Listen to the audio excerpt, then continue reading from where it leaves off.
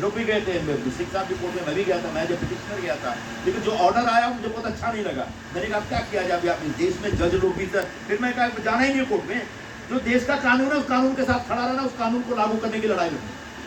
और कानून को लागू करने की लड़ाई का मतलब टाउन वेंडिंग कमेटी बनाइए, टाउन वेंडिंग कमेटी तय करेगा कौन कहाँ बैठेगा। अब टाउन वेंडिंग कमेटी को काम नहीं करने देते, पता नहीं आप क्या काम करने दे रहे हैं कि नहीं, मुझे नहीं मालूम है।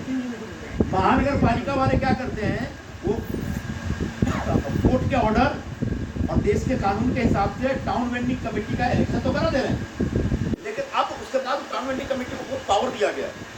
कौन सा फेरी वाला कहाँ बैठेगा ये महानगर पालिका नहीं तय करेगी, टाउन वेंडिंग कमेटी तय करेगी।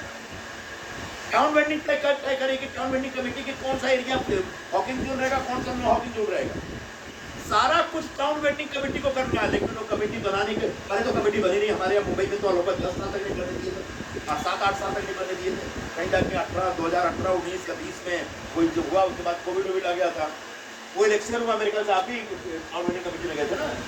हाँ, अब वो टाउन वेंडिंग कमेटी को कोई अधिकार ही नहीं दे रहे। ये प्रोविजनल टाउन वेंडिंग कमेटी है, इसका इलेक्शन साहब कानून बने 2014 में कानून बना था, 2024 हो गए, 10 साल में महानगर पालिका प्रोविजनल टाउन वेंडिंग कमेटी बना रही है, ये सरासर बकवास है। आगे वो टाउन वेंडिंग कमेटी बाद में लग के फिर से सर्वे कराएगी, जब चाहे जितना चाहे सर्वे करा सकती है। अगर कोई छूट गया फेरी वाला तो उसको वापस उसको लाइसेंस देने के लिए उसको सर्वे में ला करके उसको वापस लाइसेंस भी दे सकती है, ये सब टाउन वेंडिंग का अधिकार है।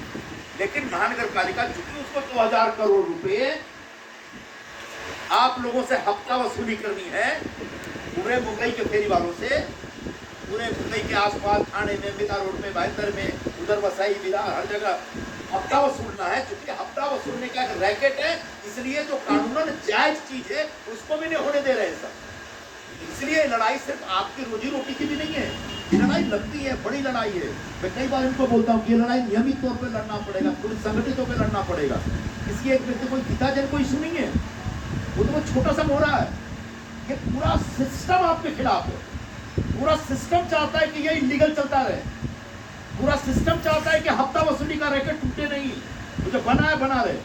और ये सिस्टम वहाँ मुंबई महानगर पालिका से लेकर पूरे मुंबई के, महाराष्ट्र के जो भी आसपास में जितने महानगर पालिका, पुणे में भी मेरे ख्याल से ऐसा ही होगा, पता नहीं वहाँ टाउन वेंडिंग कभी कुछ बनने के लिए वहाँ बनी है नहीं बनी है। यहाँ पर 60 रुपए की पावती भी है, 60 रुपए की पावती है रोज, वाला पावती भी देता।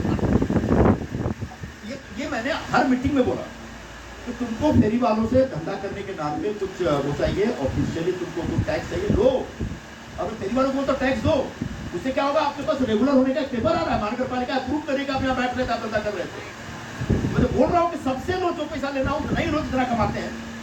पता चला कि डेली का जो टमाटर बेचा उसे 150 रुपए कमा रहा है और आप 300 रुपए पावती फाड़ हो गए, तो बेचारा मर जाएगा। तो 300 रुपए कमा रहा हो, 10 रुपए लो, 20 रुपए लो, 30 रुपए लो उससे, लेकिन देना चाहिए, आप लोगों को तैयार रहना चाहिए, जितना पावती लेना लो था, एक लिमिट के अंदर पावती लो। तो ये सारी व्यवस्था है, सारी कानूनी व्यवस्था है, कानूनी इंतजाम है, बावजूद इसके जो प्रशासन में बैठे लोग हैं और वो पता नहीं, वो ऑफिसर आते हैं बदलते हैं, जो नया ऑफिसर आता है पहले वो बड़ा दोस्त रहता है, यहाँ से दे सही बोल रहे हैं, आपके हिसाब से करेंगे, उसके बाद पता चला वो जो हफ्ता वसूली वाला रैकेट उसको समझा देता है कि साहब क्या कर रहे हो, उतना दे रहा हो ना, रोको ना, और उस चक्कर फिर वो भी बदल जाते हैं सर।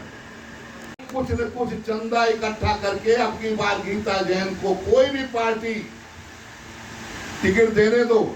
अरे गीता जैन, आज तुम सुप्रीम कोर्ट की बात नहीं मान रही हो, हाई कोर्ट की बात नहीं आ रहा, 542 सांसदों ने जिस बात को पास किया है, महामहिम राष्ट्रपति की सही हो गई है, वो नहीं मान रही हो। यहाँ तक कि एक सेक्टर 1 और सेक्टर 2 के फेरी वाले मुंबई हाई कोर्ट गए, इनका स्पेशल स्टे ऑर्डर है, वो भी नहीं मान रही हो। बोलती है जब तक मैं जिंदा रहूंगी तब तक यहाँ 1 नंबर 2 नंबर में धंधा नहीं लगने दूंगी, क्योंकि यहाँ के सारे फेरी वाले मुसलमान। फिर बाद में बोलती है 8 दिन के बाद, अच्छा कितने हिंदू हैं, अपना आधार कार्ड लेकर गया हो। तुम लेकर गए थे ना, आधार कार्ड लेके गए थे ना। अरे तुम लोगों को भी मैं धिक्कार है, जो बार बार तुमको दुत्कार रही उसको ले जाकर के आधार कार्ड दिखा रहे, देखो मैं हिंदू हूं। आप लोगों को ये सबक सिखाने के लिए तैयार रहना पड़ेगा। मैं कुछ ज्यादा नहीं बोलूंगा। अगर हिंदू है तो वो धंधा करेगा और मुसलमान है तो धंधा नहीं करेगा। ये सोच गलत है। इस सोच की इजाजत इस देश का कानून, देश का संविधान नहीं देता। इस देश में सभी बराबर है, सबको रोजी रोटी कमाने का अधिकार है। जिस सुप्रीम कोर्ट के ऑर्डर की चर्चा कर रहे थे, सुप्रीम कोर्ट ने जब कहा कि हॉकी इज फंडामेंटल राइट, तो थोड़ी बोला कि सिर्फ हिंदुओं का फंडामेंटल राइट है, मुसलमानों का नहीं है, या जैनों का नहीं है तो क्रिश्चियन का नहीं। ऐसा थोड़ी कहा भाई। इस देश का जो नागरिक है उसका अधिकार है, उसका अधिकार है तो हर नागरिक को बराबर नजर से देखिए, बराबर दृष्टिकोण से देखिए। उसको कैसे भेदभाव कर सकते हैं? ये जो भेदभाव किया जा रहा है इसका जवाब दिया जाएगा। इस भेदभाव को दूर किया जाएगा।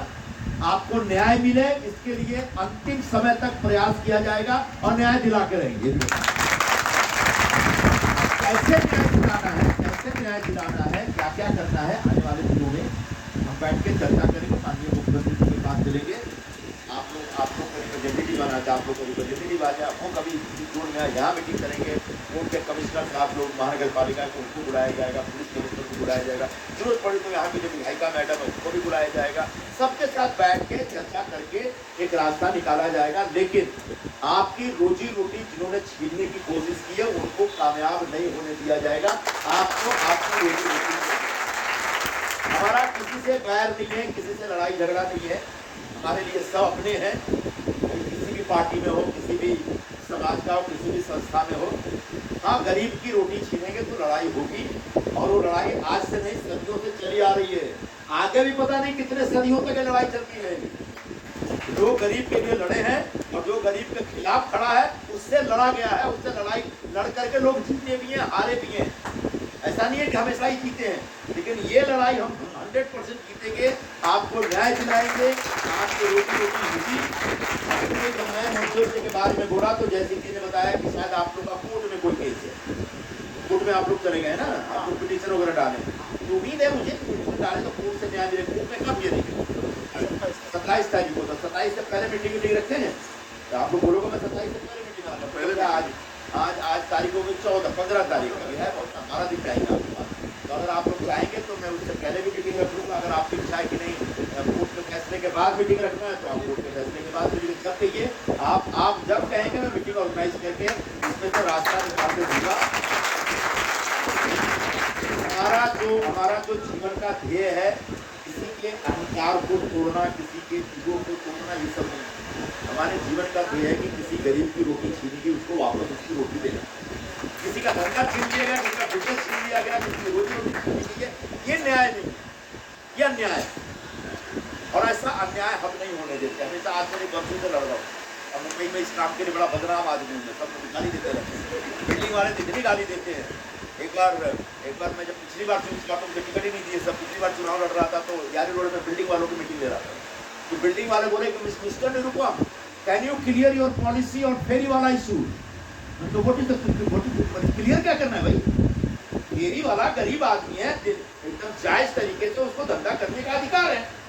मैं नहीं बोला कि तुम्हारी बिल्डिंग के बाहर गेट पे बैठ के धंधा करेगा, मैं नहीं कह रहा हूँ। लेकिन उसको कहाँ बैठ के धंधा करना है इसके लिए देश में कानून है, और कानून उसको अनुमति मिलनी चाहिए। मैं ये भी नहीं कह रहा हूँ कि इलीगल फेरी का धंधा चलना चाहिए। मुंबई में एक बड़ा रैकेट है, ये याद रखिएगा।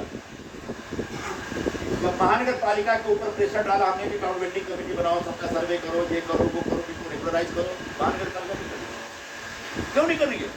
क्योंकि फेरी वालों का जो इलीगल धंधा उससे उनका जो रेगुलर का कलेक्शन है लगभग 300 करोड़ रुपए का है।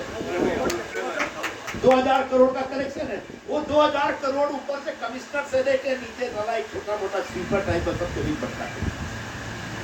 तो वो उनका पर्पस है, उनका उद्देश्य है, उनका ये मकसद है कि फेरी का धंधा अवैध ही रहे, इलीगल ही रहे, ताकि सब डर के मारे सब पे से तलवार लटका के रखो और सब लोग डर के मारे 2 पैसे का रिश्वत देते रहे।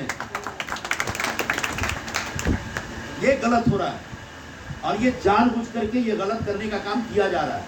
ये लड़ाई लंबी है। हम लोग कोर्ट में भी गए, कोर्ट में भी मुझे जो संतोष मिलना चाहिए उस प्रकार के कोर्ट से मुझे ऑर्डर नहीं मिला।